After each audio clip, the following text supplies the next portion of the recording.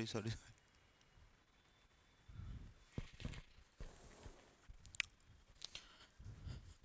नमस्कार दोस्तों, मैं मनीष मिश्रा आप सभी का दीपश्री एकेडमी के ऑनलाइन प्लेटफॉर्म पर बहुत बहुत स्वागत करता हूं। दोस्तों, दीपश्री एकेडमी लगातार आप लोगों को मध्य प्रदेश लोक सेवा आयोग से संबंधित प्रारंभिक परीक्षा और मेंस के लिए लगातार क्लासेस प्रोवाइड करवा रहे हैं। उसी क्रम में प्रारंभिक परीक्षा का जो पाठ्यक्रम है और प्रारंभिक परीक्षा से संबंधित जो क्वेश्चंस आते हैं उस पर हम अभी एक बार चर्चा करने वाले हैं।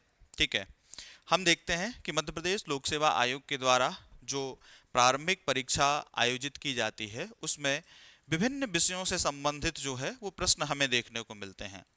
उन विषयों में जो इतिहास विषय है, इतिहास विषय का पाठ्यक्रम और उसमें आने वाले जो प्रश्न हैं उनका पैटर्न क्या होता है और उस पाठ्यक्रम में कौन कौन से टॉपिक होते हैं उनको हम एक बार देखेंगे। साथ ही साथ हम ये भी एक बार देखेंगे कि वो जो टॉपिक हम कवर करेंगे वो किस प्रकार से कवर करते हैं। ठीक है दोस्तों, ऐसा करके यानी कि हम ये देखेंगे कि पूरे भारतीय इतिहास में के जो टॉपिक दिए गए हैं उन टॉपिक्स को हम कैसे एक एक करके कवर करने का प्रयास करेंगे। ठीक है दोस्तों, ऐसा। चलिए तो हम आगे बढ़ते हैं। आप देख पा रहे होंगे स्क्रीन पर प्रीलिम्स का राज्य सेवा प्रारंभिक परीक्षा पाठ्यक्रम आपको दिख ही रहा होगा। इसका मतलब है कि हम प्रारंभिक परीक्षा के पाठ्यक्रम पर क्या करने वाले हैं, चर्चा करने वाले हैं। ठीक है, ऐसा। प्रारंभिक परीक्षा में आपको पता है कि जो आपका पाठ्यक्रम दिया गया है उसमें कुल 10 यूनिट आपको दिए गए हैं। उस 10 यूनिट में जो फर्स्ट यूनिट है, पहली यूनिट है, उस पहली यूनिट का नाम है भारत का इतिहास। ठीक है, ऐसा। यानी कि प्रारंभिक परीक्षा में जो इतिहास से संबंधित प्रश्न आएंगे वो कहाँ से आएंगे, भारत के इतिहास से संबंधित प्रश्न रहेंगे। पूरे पाठ्यक्रम को अगर आप एक बार ध्यान से देखेंगे तो उसमें कहीं पर भी विश्व इतिहास की चर्चा नहीं की गई है। यानी कि इसको पढ़ने के लिए हमें सिर्फ क्या देखना है, भारतीय इतिहास को देखना है। इसके अलावा आपका मध्य प्रदेश से संबंधित इतिहास भी है। ठीक है, ऐसा। लेकिन अभी हम जो चर्चा करने वाले हैं वो सिर्फ किस पर, तो भारतीय इतिहास के जो टॉपिक्स हैं उन पर चर्चा करने वाले हैं। ठीक है दोस्तों, ऐसा। आप जब प्रीवियस ईयर के क्वेश्चंस पेपर देखेंगे तो प्रीवियस ईयर के क्वेश्चन पेपर देखने के बाद आपको ये अंदाजा हो जाएगा कि ये यूनिट कितनी महत्वपूर्ण है। क्योंकि मध्य प्रदेश लोक सेवा आयोग प्रीलिम्स के एग्जाम में हर वर्ष लगभग लगभग ये मान के चलो कि औसतन 10 प्रश्न जो है वो इतिहास से संबंधित पूछता है। ठीक है, ऐसा। कभी हो सकता है कि कुछ एक दो कम हो जाए या कभी ऐसा हो सकता है कि एक दो ज्यादा हो जाए। यानी कि हो सकता है कभी 7 प्रश्न पूछे, 8 प्रश्न पूछ ले, या हो सकता है कभी 11 पूछ ले या 12 पूछ ले। लेकिन अगर हम एक एवरेज देख के चलते हैं, औसतन देख के चलते हैं, तो लगभग हमें दिखाई देता है कि 10 प्रश्न जो हैं वो कहाँ से आते हैं, इस टॉपिक से आते हैं, जो कि आपके सिलेक्शन में बहुत महत्वपूर्ण भूमिका अदा करते हैं। ठीक है, ऐसा करके तो मैं कोशिश करूंगा कि इस सिलेबस को इस तरीके से कवर किया जाए ताकि वो 10 के 10 प्रश्न जो हैं जब आप एग्जाम देने जाएं तो उस एग्जाम में आपके वो 10 के 10 प्रश्न जो हैं वो कैसे हों, सही हों। ठीक है, ऐसा। और आराम से उन प्रश्नों को आप उसका सही उत्तर दे के आ सकें। ठीक है, ऐसा। चलिए तो हम आगे बढ़ते हैं और एक बार इसके सिलेबस पर जो है वो चर्चा कर लेते हैं। ठीक है दोस्तों, ऐसा। देखिए, यूनिट फर्स्ट जो दिया गया है उसमें भारत के इतिहास से संबंधित जो है जो टॉपिक दिए गए हैं, हम इस वाले पोर्शन को अभी रहने देते हैं। ठीक है, ऐसा। इस पर हम एक बार बाद में चर्चा करेंगे, फर्स्ट वाला पोर्शन जो है। ठीक, ऐसा। सबसे पहले हम यहां से चर्चा करेंगे इस वाले पोर्शन पर, सेकंड बुलेट जो है आपकी, सेकंड बुलेट से संबंधित चर्चा करेंगे। ठीक है, ऐसा। जो इतिहास को पहले थोड़ा पढ़ चुके हैं, ठीक है, वो जानते ही होंगे कि जब भी हम इतिहास को पढ़ते हैं तो इतिहास का विभाजन 3 भागों में किया गया है, प्राचीन इतिहास, मध्यकालीन इतिहास और आधुनिक इतिहास। प्राचीन भारत का इतिहास, मध्यकालीन भारत का इतिहास और आधुनिक भारत का इतिहास। जो नए हो, यानी कि जिन्होंने अभी इतिहास को नहीं पढ़ा है, ठीक है, वो सुन लें कि जब भी हम इतिहास को पढ़ते हैं तो इतिहास का विभाजन हम 3 भागों में करते हैं। कौन सा, प्राचीन भारतीय इतिहास, मध्यकालीन भारतीय इतिहास और आधुनिक भारतीय इतिहास। अब ये विभाजन हम क्यों करते हैं, इसके विभाजन का आधार क्या है, विभाजन क्यों किया गया है। ठीक है, जब हम इतिहास को स्टार्टिंग से पढ़ेंगे यानी कि टॉपिक स्टार्ट करेंगे तो वहां पर इसको हम एक एक करके देखेंगे कि विभिन्न विद्वानों के मत जो हैं इसके विभाजन को लेके क्या क्या है और एनसीईआरटी इस पर क्या कहता है और विभिन्न विद्वान जो हैं उन्होंने इस पर अपने अपने क्या क्या मत दी है। तो अब हम वहाँ अभी इसकी चर्चा हम वहाँ पर करेंगे। हम सिर्फ यहाँ पर ये देखेंगे कि इस सिलेबस में जो टॉपिक दिए गए हैं वो कौन से टॉपिक हैं जो कि प्राचीन भारतीय इतिहास से संबंधित हैं, कौन से टॉपिक हैं जो मध्यकालीन भारतीय इतिहास से संबंधित हैं, और कौन से टॉपिक हैं जो कि आधुनिक भारतीय इतिहास से संबंधित हैं। ठीक है दोस्तों, ऐसा। चलिए तो हम आगे बढ़ते हैं दोस्तों। इसमें एक टॉपिक दिया गया है, बोला गया है प्राचीन एवं मध्यकालीन भारत के इतिहास की प्रमुख विशेषताएं, घटनाएं एवं उनकी प्रशासनिक, सामाजिक तथा आर्थिक व्यवस्थाएं। ठीक है, ऐसा कहने का मतलब है कि एक ही लाइन में भारत के इतिहास का बहुत बड़ा हिस्सा इन्होंने समाहित कर दिया है सिलेबस में। ठीक है, सबसे पहले उन्होंने ये कह दिया है कि प्राचीन एवं मध्यकालीन भारत के इतिहास की प्रमुख विशेषताएं। तो देखिए, एक तो ये सीधा सीधा प्राचीन भारत का इतिहास पूरा दे दिया है, और दूसरा उन्होंने कहा है मध्यकालीन भारत का इतिहास, तो ये पूरा मध्यकालीन भारत का इतिहास दे दिया है। अब प्राचीन और मध्यकालीन भारत की अगर हम चर्चा करें तो हमें हमें देखने को मिलता है कि प्राचीन भारतीय इतिहास जो है जिसकी शुरुआत अगर हम बात करें ऑफिशियली तो सिंधु घाटी सभ्यता से होती है। ठीक है, हालांकि इसके पहले जो पाषाण काल है हम उसको भी देखेंगे। ठीक है, लेकिन व्यवस्थित रूप से जो हमें इतिहास की जानकारी मिलती है वो कहाँ से, सिंधु घाटी सभ्यता से होती है। ठीक है, और कहाँ तक, तो हम देखते हैं कि गुप्तोत्तर काल तक जो है वो लगातार हमें प्राचीन भारतीय इतिहास देखने को मिल जाता है।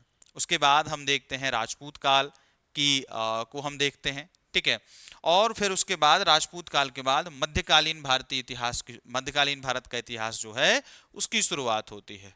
समझ रहे, ऐसे कहने का मतलब है कि लगभग 10वीं शताब्दी से मध्यकालीन भारत की इतिहास की शुरुआत होती है। ठीक है, जो कि कहां तक, तो यूरोपीय कंपनियों के आगमन तक और औरंगजेब की मृत्यु तक, यहां तक जो है मध्यकालीन भारतीय इतिहास हमें देखने को मिलता है। ठीक है, अगर आप मोटा मोटा डेट की हम बात करें तो भारत के ऊपर जब तुर्की आक्रमण होते हैं, ठीक है, आपका महमूद गजनवी के समय से आप मान सकते हैं। ठीक, जो कि पहला आक्रमण कब हुआ था, तो 1000 ईस्वी में हुआ था, फिर दूसरा 1001 ईस्वी में हुआ। तब से लेके 10वीं शताब्दी से लेके और कब तक, औरंगजेब की मृत्यु तक, यानी कि 1707 तक। तो ये जो टाइम पीरियड है इसको हम कहां पर, मध्यकालीन भारत के इतिहास में रखते हैं। तो इस पूरे इतिहास की भिन्न प्रकार की चीजें कौन कौन सी, उसकी विशेषताएं हमें देखना है। विशेषताओं में हम क्या देखते हैं, तो विशेषताओं में हम उसकी सामाजिक व्यवस्थाओं को देखते हैं, सामाजिक, आर्थिक, राजनीतिक, सांस्कृतिक विभिन्न प्रकार की घटनाओं पर हम क्या करते हैं, चर्चा करते हैं। ठीक है, ऐसा तो हम वो देखेंगे। साथ ही साथ आपका अलग से भी देखिए दे दिया गया है कि इनकी हमें वहां पर प्रशासनिक व्यवस्था की चर्चा करना है, सामाजिक व्यवस्था की चर्चा करना है और आर्थिक व्यवस्था जो है उसकी चर्चा करना है। ठीक है, ऐसा। इसके अलावा भारत की सांस्कृतिक विरासत जिसमें कला, प्रारूप, साहित्य, पर्व और उत्सव, इस पर भी हम चर्चा करेंगे। कला प्रारूप से मतलब है कि जब हम टॉपिक देखेंगे तो हम वो एक बार वहां पर जरूर देखेंगे कि वहां पर विभिन्न प्रकार की जो कलाएं प्रचलित थीं, चाहे आपकी वो चित्रकला से संबंधित चीजें हों, संगीत कला से संबंधित चीजें हों, ठीक है, स्थापत्य कला से संबंधित चीजें हों, पहनावा ओढ़ावा से संबंधित चीजें हों, खान पान से संबंधित जो भी कलात्मक चीजें वहां पर प्रचलित हुआ करती थीं, उन सभी प्रकार की चीजों को हम क्या करेंगे, यहां पर देखने का प्रयास करेंगे।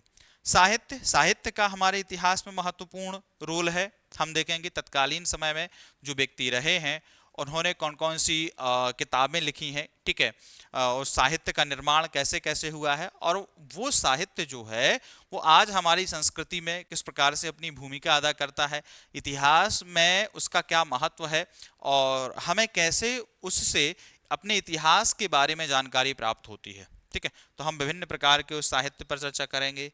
पर्व और उत्सव, तो जो हम देखते हैं कि वर्तमान में हम जो पर्व और उत्सव मनाते हैं इनकी शुरुआत कब से हुई थी, कैसे हुई थी, या उस काल में जो पर्व मनाए जाते थे, ठीक है, वो कैसे कैसे मनाए जाते थे, कौन कौन से उत्सव उस समय हुआ करते थे, तो हम वो तमाम चीजें जो है उनकी संस्कृति के अंतर्गत देखने का प्रयास करेंगे। ठीक है दोस्तों, ऐसा। इसके अलावा भारत की बोला गया है 19वीं एवं 20वीं शताब्दी में सामाजिक तथा धार्मिक सुधार आंदोलन। तो देखिए आधुनिक भारतीय इतिहास की जब हम बात करते हैं तो आधुनिक भारतीय इतिहास की शुरुआत कब से होती है? तो आप मोटा मोटा कह सकते हैं कि औरंगजेब की मृत्यु के बाद और यूरोपीय कंपनियों के आगमन से हम आधुनिक भारत के इतिहास की शुरुआत मानते हैं। उसी क्रम में हम देखेंगे कि 19वीं और 20वीं शताब्दी में जब स्वतंत्र भारत की स्वतंत्रता संग्राम की शुरुआत हुई, तो स्वतंत्रता संग्राम में किस तरीके से भारतीय सामाजिक और धार्मिक सुधार आंदोलन की भूमिका रही। यानी तत्कालीन समय में हमें यह देखने को मिलता है कि समाज में जो बहुत लंबे समय से बुराइयां व्याप्त थीं, प्रचलित थीं, चली आ रही थीं, उन पर कैसे प्रहार किया गया, क्या कारण थे, लोगों ने कैसे समझा कि इन विभिन्न प्रकार की चीजों पर को हमें क्या करना है, जो बुराइयां हमारे समाज में प्रचलित हैं उनको दूर करने किया जाना चाहिए। ठीक है, ऐसा, और किस प्रकार से वो अभी लोगों को प्रभावित कर रही हैं, तो हम उस पर चर्चा करेंगे। धार्मिक सुधार आंदोलन पर चर्चा करेंगे कि धर्म के नाम पर किस प्रकार से कुछ बुराइयां जो हैं वो समाज में प्रचलित हैं और कुछ लोगों का जो है वो शोषण किया जा रहा है। ठीक है, अधिकार विहीन जो लोग हैं उनको किस तरीके से अधिकार दिए जाने चाहिए, तो इन चीजों पर हम विभिन्न प्रकार से क्या करेंगे, धार्मिक सुधार आंदोलन के तहत चर्चा करेंगे। इसके अलावा स्वतंत्रता संघर्ष एवं भारतीय राष्ट्रीय आंदोलन। तो स्वतंत्रता संघर्ष हम देखेंगे कि जब ब्रिटिश को यहाँ से बाहर किया गया तो उस क्रम में स्वतंत्रता संघर्ष को लेकर विभिन्न प्रकार की जो घटनाएं घटित हुई, उन घटनाओं पर हम एक बार चर्चा करेंगे। ठीक है, ऐसा, कांग्रेस की क्या भूमिका रही, कांग्रेस के पहले जो राजनीतिक संगठन बने थे उनकी क्या भूमिका रही। ठीक है, हम देखेंगे जनजातीय विद्रोह जो हुए, किसान विद्रोह जो हुए, नागरिक विद्रोह जो हुए। ठीक है, तो इन विभिन्न सैनिक विद्रोह जो है, ये विभिन्न प्रकार के जो विद्रोह थे, हम इन विद्रोहों पर चर्चा करेंगे। कैसे एक भारत के अंदर राष्ट्रीय भावना का विकास हुआ, राष्ट्रवाद की उत्पत्ति हुई, और राष्ट्रवाद की उत्पत्ति के बाद कैसे लोगों ने एकजुट होके, ठीक है, और एक ही लक्ष्य के आधार को लक्ष्य बना के कि ब्रिटिश सरकार को यहां से बाहर करने का निश्चय किया। ठीक है, गांधी की इसमें क्या भूमिका रही, अंबेडकर साहब की इसमें क्या भूमिका रही, ठीक है, और वल्लभ भाई पटेल की क्या भूमिका रही, और तत्कालीन समय में जो भी व्यक्ति हुआ करते थे जो हमारे एग्जाम के पॉइंट ऑफ व्यू से महत्वपूर्ण है। समझ रहे, ऐसा कहने का मतलब यह है मेरा कि जो भी हम टॉपिक देखेंगे उस टॉपिक को हमें एक ही दृष्टिकोण से देखना है, और वो कौन सा दृष्टिकोण है, हमारा एग्जाम, कि हमें ये देखना है कि जब एग्जाम में हमसे जो क्वेश्चन पूछा जाए वो क्वेश्चन हमसे क्या हो, बने। ठीक है, ऐसा, तो उस दृष्टिकोण से हम ये सारी चीजों को क्या करेंगे, लेके चलेंगे।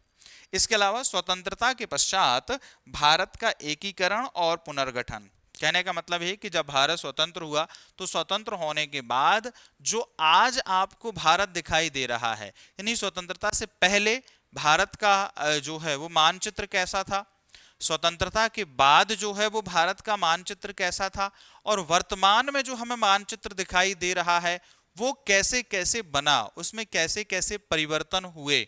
ठीक है, ऐसे, तो और उसका एकीकरण कैसे हुआ, तो ये विभिन्न प्रकार की चीजें जो हैं वो हम कहाँ देखेंगे, उसको भी देखेंगे। स्वतंत्रता के पश्चात जो आज आपको भारत दिखाई दे रहा है इसका निर्माण आखिर कैसे हुआ। ठीक है, ऐसा, तो उस टॉपिक पर हम क्या करेंगे, चर्चा करेंगे। ठीक है दोस्तों, ऐसा, तो मेरे कहने का आप लगभग मोटा मोटा इतना समझ गए होंगे कि भारत की इतिहास को हम इस क्रम में जो है इस तरीके से क्या करेंगे, देख सकते हैं। ठीक, ऐसा, अब देखिए, मैंने आपको पहले कहा था कि इस वाले पॉइंट को हम, फर्स्ट पॉइंट जो है उसको हम क्या करते हैं, अभी छोड़ देते हैं, बाद पर चर्चा करेंगे। अब हम इस पर एक बार चर्चा कर रहे हैं। ठीक है, ऐसे करके तो देखिए, जब हम भारतीय इतिहास को पढ़ते हैं तो भारतीय इतिहास को पढ़ने में जब हम प्राचीन भारत को पढ़ते हैं तो जितने भी आप ये यहाँ पर टॉपिक देख रहे हैं, फर्स्ट बुलेट में जो भी आपको टॉपिक दिखाई दे रहे हैं, ये सभी के सभी टॉपिक किससे संबंधित है, आपके प्राचीन भारतीय इतिहास से संबंधित हैं, है ना, ऐसा। तो प्राचीन भारतीय इतिहास में हम कौन कौन से टॉपिक देखते हैं, हम एक बार उस पर चर्चा कर लेते हैं। सबसे पहले हमें यह दिखाई देता है कि प्राचीन भारतीय इतिहास की हम शुरुआत करेंगे पाषाण काल से। कहां से करेंगे दोस्तों, पाषाण काल से। ठीक है, ऐसा,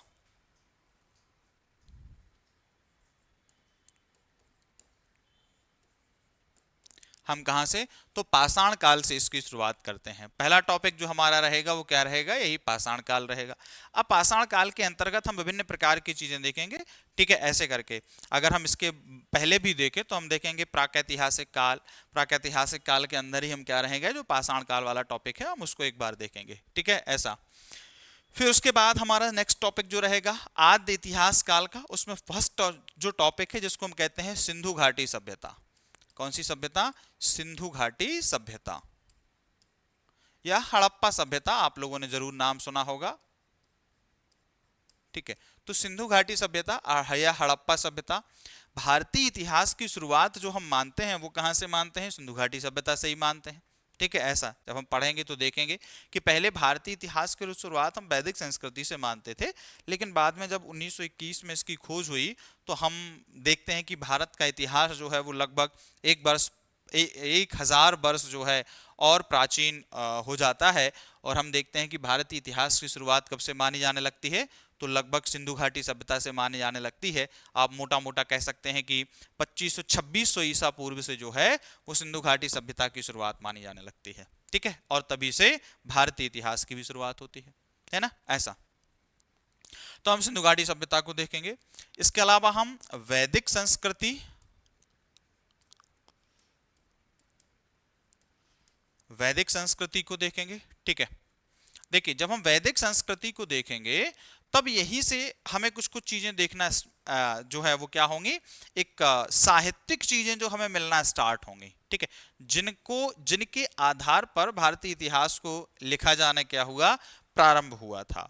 और तभी से हमें ये देखने को मिलेगा कि भारत का एग्जैक्ट नाम जो हमें भारत दिखाई देता है ये कैसे पड़ा, ठीक है, ऐसा।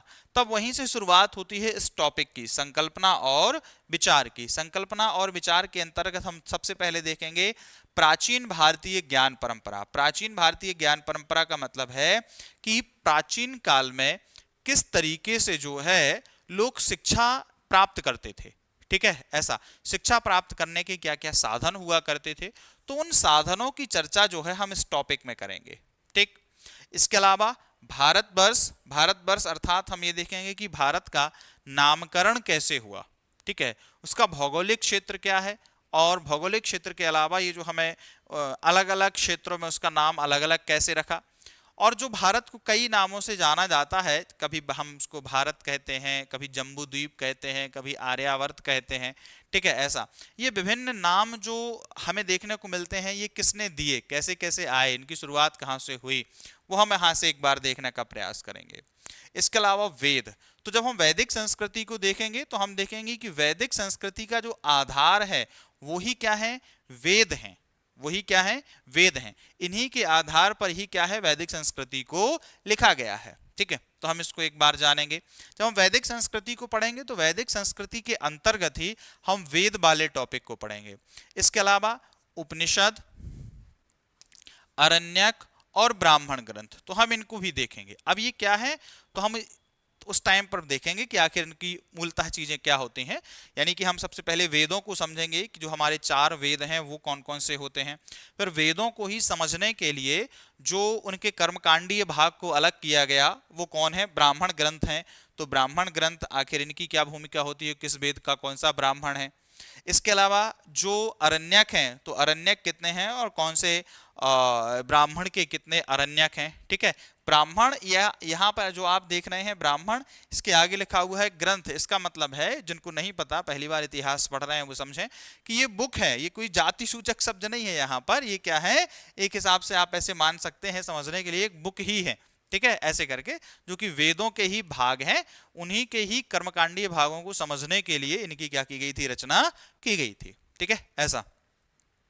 इसके अलावा अरण्यक, तो अरण्यक का अर्थ होता है, सामान्यतः अरण्य का अर्थ होता है वन, अर्थात वो पुस्तकें जो कहाँ लिखी गई हैं, वन में लिखी गई हैं, ठीक है, ऐसे करके। और इसमें वेदों के रहस्यमयी और दार्शनिक बातों का अध्ययन किया गया है, ठीक है, ऐसे करके उसको हम क्या कहते हैं, अरण्यक कहते हैं। और उपनिषद, उपनिषद जो हैं वो भी हमें देखने को मिलते हैं वेदों के ही भाग हैं। और उनको और इजी बनाने के लिए उपनिषदों की चर्चा हुई थी, मतलब रचना की गई थी। इनकी संख्या हम देखेंगे 108 है, ठीक है। और इसमें जो महत्वपूर्ण उपनिषद हैं उनमें क्या क्या महत्वपूर्ण बातें कही गई हैं वो भी हम देखेंगे। उपनिषद जो हैं ये ज्ञान पर आधारित हैं और इनका मूल विषय जो है वो दर्शन है, ठीक है, ऐसे करके। तो हम उस पर भी एक बार क्या करेंगे, यहाँ पर चर्चा करेंगे। और ये सभी टॉपिक जो हैं वो आराम से हमारे किस में कवर होंगे, तो वैदिक संस्कृति के अंतर्गत जो है वो क्या होंगे, कवर हो जाएंगे, ठीक है, ऐसा करके। इसके अलावा हम देखेंगे षड दर्शन। षड दर्शन के अंतर्गत हम देखते हैं जो भारत के मूलतः 6 दर्शन जो हमें दिखाई देते हैं, उन 6 दर्शनों की चर्चा हम काय में करेंगे, तो षड दर्शन के अंतर्गत करेंगे, ठीक है, ऐसा। जो सिविल सर्विसेज का एग्जाम दे रहे हैं आपका, हालांकि फॉरेस्ट से हट के जो सिविल सर्विसेज का एग्जाम दे रहे हैं उनका पेपर 4 का जो है, पेपर 4 की यूनिट फर्स्ट जो है उसमें भी ये टॉपिक दिया गया है षड दर्शन, ठीक है। तो वो वहां मेंस में भी उनके लिए इंपॉर्टेंट है, कौन सा, षड दर्शन। इसके अलावा स्मृतियां हम देखेंगे कि कौन कौन सी स्मृतियां हैं, ठीक है, कौन सी स्मृतियों का आप लोगों ने कोई भी स्मृति का नाम सुना होगा या नहीं सुना होगा, एक स्मृति का नाम जरूर सुना होगा, मनुस्मृति, जिसकी चर्चा जो है न्यूज में लगातार हमें देखने को मिलती है। बार बार लोग जो हैं वो मनुस्मृति के बारे में जो है अपनी अपनी बातों को सामने रखते रहते हैं, ठीक है, ऐसा करके। तो एकमात्र स्मृति मनुस्मृति नहीं है, बहुत सारी स्मृतियां हैं, अलग अलग समय में इन स्मृतियों का निर्माण जो है वो किया गया है, ठीक है। स्मृतियों का शाब्दिक अर्थ होता है एक संहिता, ठीक है, आप ऐसा समझ सकते हैं। तो हम ये चर्चा करेंगे कि कौन कौन सी महत्वपूर्ण स्मृतियां हैं आपके सिलेबस में, तो हम उन पर चर्चा करेंगे। रित देखेंगे। रित मतलब आप एक हिसाब से समझ सकते हैं, रित का अर्थ होता है एक चक्र, ठीक है, एक नियमबद्ध चक्र, ठीक है, ऐसे करके जो कभी परिवर्तित नहीं होता है, ऐसा। जैसे फॉर एग्जाम्पल के लिए आप देखते हैं कि ऋतुएं हैं, ऋतुओं का मतलब क्या है कि ऋतुओं का अपना एक निश्चित चक्र है, वो कभी परिवर्तित नहीं होता है। हम देखते हैं कि जैसे ग्रीष्म ऋतु है, ठीक है, ग्रीष्म ऋतु के बाद शरद ऋतु है, फिर शीत ऋतु है, तो ये कैसे होते हैं, लगातार ऋतुओं का चक्र है, ये कभी भी परिवर्तित। तो जो अपरिवर्तनीय है, जो कैसा होता है, लगातार एक सा चलता रहता है, तो उन्हीं को ही हम शाब्दिक रूप से ऋत कहते हैं, तो उस पर हम चर्चा करेंगे। इसके अलावा सभा और समिति महत्वपूर्ण टॉपिक हैं, ये आपके वैदिक संस्कृति के अंतर्गत ही आ जाएंगे, हम इसको यहाँ पर देख लेंगे। वैदिक कालीन जब हम राजनीतिक व्यवस्था देखेंगे तो वहां पर देखेंगे कि वैदिक काल में बहुत सारी संस्थाएं जो है वो प्रचलित थीं, जिसमें सभा थी, समिति थी, विदत थी, परिषद थी, ठीक है। तो इनकी क्या भूमिका होती थी, किस प्रकार से ये प्रशासन में अपनी महत्वपूर्ण भूमिका निभाते थे, तो हम उस पर चर्चा करेंगे सभा और समिति में। गणतंत्र देखेंगे कि तत्कालीन समय में कौन कौन से क्षेत्र ऐसे थे जहां पर गणतंत्र थे, ठीक है, बुद्ध काल में कौन कौन कितने गणतंत्रों की चर्चा की गई है, ठीक, ऐसे करके। तो हम वहां पर गणतंत्र भी देखेंगे। बेसिकली अगर हम गणतंत्र की बात करें तो आपको पता ही है कि गणतंत्रात्मक शासन प्रणाली एक ऐसी शासन प्रणाली को कहते हैं, या गणतंत्र हम ऐसे राज्य को कहते हैं जहां का राष्ट्र प्रमुख जो है वो कैसा हो, वंशानुगत ना हो, जनता की इच्छा से चुन के वहां पर क्या किया गया हो, भेजा गया हो, ठीक है, ऐसा। तो हम देखेंगे तत्कालीन समय में कौन कौन से गणतंत्र थे, तो उस पर हम चर्चा करेंगे। वर्णाश्रम व्यवस्था की हम चर्चा करेंगे, वर्णाश्रम देखेंगे, ठीक है, ऐसा। तो हम वर्णाश्रम व्यवस्था की भी चर्चा करेंगे। आश्रम व्यवस्था की यहाँ पर देखेंगे, जो व्यक्ति के जीवन काल में बताए गए हैं, ठीक है, 4 आश्रम की जो बात की गई है, उन आश्रम व्यवस्था की भी हम क्या करेंगे, यहाँ पर चर्चा करेंगे। इसके अलावा पुरुषार्थ देखेंगे, ठीक है, तो पुरुषार्थ की भी हम चर्चा करेंगे कि मानव के जीवन में जो किसकी बात की गई है, पुरुषार्थों की बात की गई है, और हम 4 पुरुषार्थों की भी चर्चा करेंगे, ठीक है, जिसमें हम देखते हैं धर्म, अर्थ, काम और मोक्ष जो रहते हैं, तो उनकी हम चर्चा करेंगे। ऋण संस्कार, ऋण संस्कार का अर्थ है कि मानव के जीवन में जन्म पूर्व से लेके और मृत्यु तक जो 16 संस्कार दिए गए हैं, उन 16 संस्कारों की चर्चा करेंगे एक एक करके कि वो कौन कौन से हैं। इसके अलावा पंच महायज्ञ की भी हम चर्चा करेंगे। पंच महायज्ञ का जो टॉपिक है, मैं आपको बता दूं कि ये हमारी भारतीय संस्कृति में जब कोई व्यक्ति गृहस्थ जीवन में रहता है, गृहस्थ आश्रम को स्वीकार करता है, तो अपने उस गृहस्थ आश्रम में रह के वो 5 प्रकार के यज्ञ करता है, ठीक है, ताकि वो विभिन्न प्रकार की अपनी रिस्पॉन्सिबिलिटी से क्या हो सके, फ्री हो सके। तो भारतीय संस्कृति में जो पंच महायज्ञ बताए गए हैं, हम उस पर चर्चा करेंगे। कर्म का सिद्धांत, कर्म का सिद्धांत हम देखो पहले ही जानते हैं, आपको पता ही है कि हम जैसा करते हैं वैसा भरते हैं, ठीक है, ऐसा। यानी कि जो आपको फल मिलता है वो किसके आधार पर मिलता है, कर्म के आधार पर मिलता है। लेकिन ये कर्म होता क्या है और कैसे कर्म का क्या फल मिलेगा, ठीक है, तो उसकी चर्चा जो हमारी संस्कृति के अंतर्गत की गई है उसकी हम चर्चा यहाँ करेंगे। बोधिसत्व और तीर्थंकर। दोस्तों बोधिसत्व और तीर्थंकर जो है ये दोनों टॉपिक हम ऑलरेडी पहले से ही पढ़ते थे। कहाँ? जब हम बौद्ध धर्म को पढ़ते थे और बुद्ध को पढ़ते थे तो उस समय पर हम देखते थे बोधिसत्वों की चर्चा करते थे। बोधिसत्व आप एक लाइन में समझ सकते हैं कि ये बौद्ध धर्म के अंतर्गत ऐसे जो है महापुरुषों को माना जाता है। आप एक हिसाब से ये कह सकते हैं जो स्वयं क्या कर चुके हैं, मोक्ष प्राप्त कर चुके हैं, भवसागर से पार कर चुके हैं और दूसरे को मोक्ष प्राप्त करने में, निर्वाण प्राप्त करने में क्या करते हैं, सहायता उपलब्ध करवाते हैं, उनको हम कहते हैं। तो वैसे कौन कौन से हैं, प्रमुख बोधिसत्व कौन कौन से हुए हैं, उन पर हम चर्चा करेंगे। तीर्थंकर, तीर्थंकर अर्थात ये जैन धर्म से संबंधित टॉपिक है तीर्थंकर। और तीर्थंकरों की चर्चा हम कहाँ पर करते थे, तो जब भी जैन धर्म पढ़ते थे तो उस समय पर देखते थे कि जैन धर्म के अंतर्गत जो 24 तीर्थंकर हुए हैं वो कौन कौन से हुए हैं। ठीक है, तो यहाँ पर हम 24 जैन धर्म के अंतर्गत 24 तीर्थंकरों की भी एक बार क्या करेंगे, चर्चा करेंगे। ठीक है, ऐसा।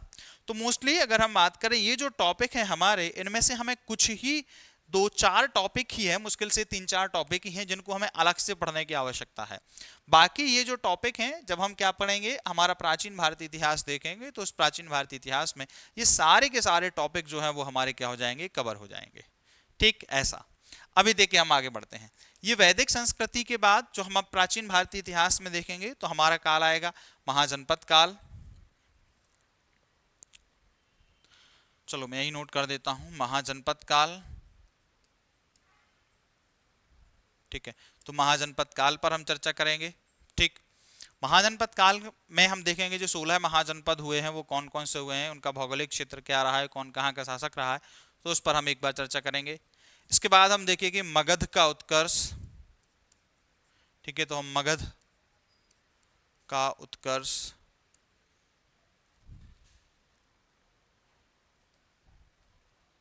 ओ चलिए कोई बात नहीं, मगध का उत्कर्ष।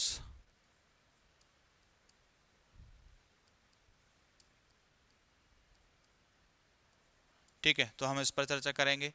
इसके अलावा है आपका मौर्य साम्राज्य।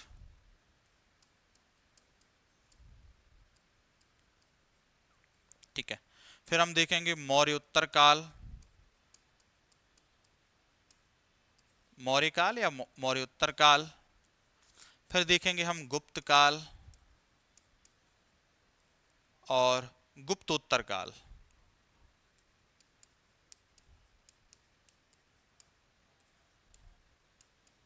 ठीक है, तो ये जो हमारे टॉपिक है इन सभी टॉपिक्स को हम किसके अंतर्गत चर्चा करेंगे, प्राचीन भारतीय इतिहास जो है, प्राचीन भारतीय इतिहास के अंतर्गत हम चर्चा करेंगे। ठीक है, ऐसा। हम देखेंगे कि इसमें कौन कौन से शासक हुए हैं, उन शासकों के द्वारा समय समय पर कैसे अपने साम्राज्य की स्थापना की गई है। इसके अलावा हम ये भी देखेंगे कि वो जो क्षेत्र रहा है, कहाँ कहाँ पर उनका क्षेत्र रहा है, उनकी उस टाइम की संस्कृति क्या रही है। तो ऐसे विभिन्न प्रकार की चीज़ों पर हम क्या करेंगे, यहाँ पर एक बार चर्चा करने का प्रयास करेंगे। ठीक है दोस्तों, ऐसा। प्राचीन भारतीय इतिहास के बाद जैसा कि मैंने आपको बताया था हम राजपूत काल देखेंगे। तो राजपूतों की हम देखेंगे उत्पत्ति कैसे हुई थी और भारत के विभिन्न क्षेत्रों में, उत्तर भारत के क्षेत्रों में जो लगभग 400 वर्ष का समय रहा। 400 वर्ष का समय कौन सा, लगभग 8वीं शताब्दी से लेकर 12वीं शताब्दी तक के बीच का जो समय रहा, इसमें जो विभिन्न राजपूत शासक हुए उन राजपूत शासकों की हम चर्चा करेंगे। ठीक है, ऐसा। त्रिपक्षीय संघर्ष की हम चर्चा करेंगे। कन्नौज का क्या महत्व था हम उसकी चर्चा करेंगे, ऐसा। इसके अलावा अरब आक्रमण जो है और तुर्क आक्रमण जो है, इसके अलावा भारत में मध्यकालीन भारतीय इतिहास की जब शुरुआत होती है तो दिल्ली सल्तनत की जो स्थापना हुई, दिल्ली सल्तनत की स्थापना के अंतर्गत जो वंश हमें देखने को मिलते हैं, कौन कौन से वंश देखने को मिलते हैं, तो सबसे पहले गुलाम वंश जो है वो देखने को मिलता है। फिर उसके बाद आपका जो है खिलजी वंश देखने को मिलता है। ठीक है, तुगलक वंश, सैयद वंश, लोधी वंश। तो ये विभिन्न प्रकार के हम इन टॉपिक्स पर क्या करेंगे, चर्चा करेंगे। ठीक, ऐसा। एक महत्वपूर्ण बात यह है कि पिछले जब हम 3-4 साल के जो एग्जाम के, अगर हम प्रीवियस ईयर के क्वेश्चन पेपर आप देखेंगे तो उसमें एक महत्वपूर्ण बात हमें अभी देखने को मिल रही है और वो बात यह है कि हमारे इन टॉपिक्स में से जो भी क्वेश्चंस पूछे जा रहे हैं उसमें मैक्सिमम क्वेश्चंस जो हैं वो प्राचीन भारतीय इतिहास और आधुनिक भारतीय इतिहास से हैं। मैं ये नहीं कहता हूं कि मध्यकालीन भारतीय इतिहास से क्वेश्चन पूछे नहीं जाते हैं, आप ये बिल्कुल मत सोचिएगा, तो बिल्कुल पूछे जाते हैं। लेकिन अगर तुलनात्मक रूप से देखा जाए तो प्राचीन भारतीय इतिहास और आधुनिक भारतीय इतिहास की अपेक्षा मध्यकालीन भारतीय इतिहास से वर्तमान में प्रश्नों की संख्या कम हमें देखने को मिल रही है, चाहे वो आपका प्रीलिम्स वाला पॉइंट हो या फिर मेंस वाला पॉइंट हो। ठीक है, ऐसा। तो उसी तरीके से जब हम अपना एग्जाम में सिलेबस, मतलब हम यहाँ पर सिलेबस कवर करेंगे, तो उसी तरीके से हम यहाँ पर भी चीज़ों को कवर करेंगे। मैक्सिमम जो हमारा फोकस रहेगा वो क्या पे, प्राचीन भारतीय इतिहास पर और आधुनिक भारतीय इतिहास पर रहेगा। मध्यकालीन भारतीय इतिहास के जो टॉपिक्स हैं उन पर हम जो एग्जाम के पॉइंट ऑफ व्यू से महत्वपूर्ण है, और ऐसे टॉपिक जो आप लोगों से क्या होते हैं, जिनसे क्वेश्चन अमूमन बनते हैं, हम उनको थोड़ा सा डिटेल में देखेंगे। ठीक है, ऐसा करके बाकी हम क्या करेंगे, मध्यकालीन भारतीय इतिहास में जो सामान्य चीजें हैं उनको हम पढ़ते हुए और आगे बढ़ जाएंगे। ठीक है दोस्तों, ऐसा। तो मैं उम्मीद करता हूं कि यहां तक आपको जो इसका एक इंट्रोडक्शन है मोटा मोटा वो समझ में आया होगा।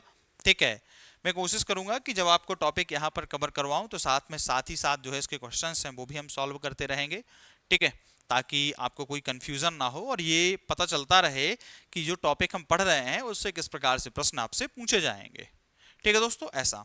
तो मैं उम्मीद करूंगा कि यहाँ तक आपको ये चीज़ें समझ में आई होंगी, सिलेबस के बारे में आपको चीज़ें समझ में आई होंगी। फिर भी अगर आपको ऐसा कोई लगता है कि डाउट है, कुछ पूछना चाहते हैं, ठीक है, सिलेबस को लेके, एग्ज़ाम को लेके, ठीक है, हमारे जो हम कोर्स कवर करवाएंगे उसको लेके, कोर्स को लेके, एकेडमी को लेके कोई भी आपको अगर डाउट है तो आपको डिस्क्रिप्शन में मोबाइल नंबर मिल जाएगा, आप उस पर कॉल कर सकते हैं, मैसेज कर सकते हैं, कमेंट कर सकते हैं और अपना डाउट क्लियर कर सकते हैं। ठीक है दोस्तों, ऐसा। तो चलिए फिर हम आज की क्लास यहीं पर कंप्लीट करते हैं, फिर मिलते हैं नेक्स्ट क्लास में। बहुत बहुत धन्यवाद, थैंक यू सो मच।